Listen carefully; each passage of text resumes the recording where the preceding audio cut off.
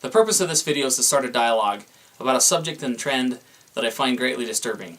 I was able to catch a short segment of the Sean Hannity show on Friday, and they were discussing whether or not the second subject of the Boston Marathon bombing should be allowed to have any constitutional rights, or whether he should be Mirandized or read his Miranda rights.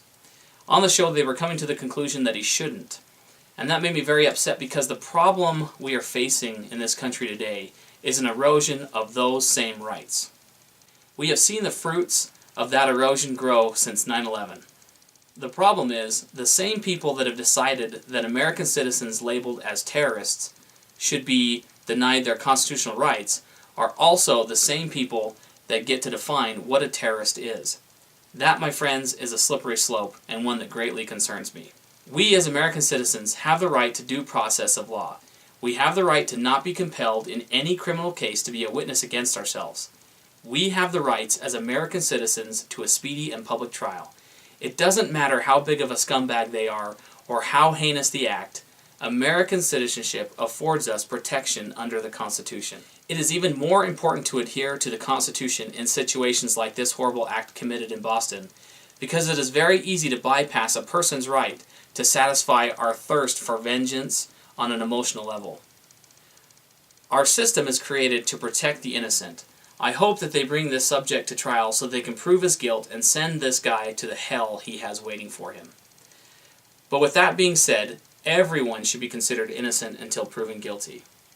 The 2011 National Defense Authorization Act, or NDAA, stated that the government had the right to hold U.S. citizens without trial, which is denying their constitutional rights, period.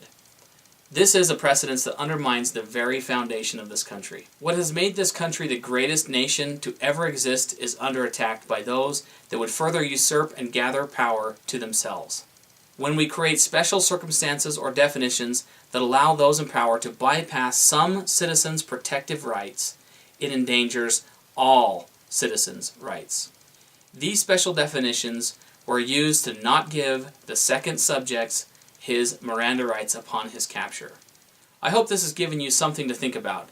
I'm in no way defending the persons responsible for this utterly vile attack of terrorism, but I am defending our fundamental rights as American citizens. My heart and prayers go out to those that have been affected by this bombing in Boston. And my prayer is that each individual and family can find some comfort and peace during this time of hardship. Thanks for watching, guys.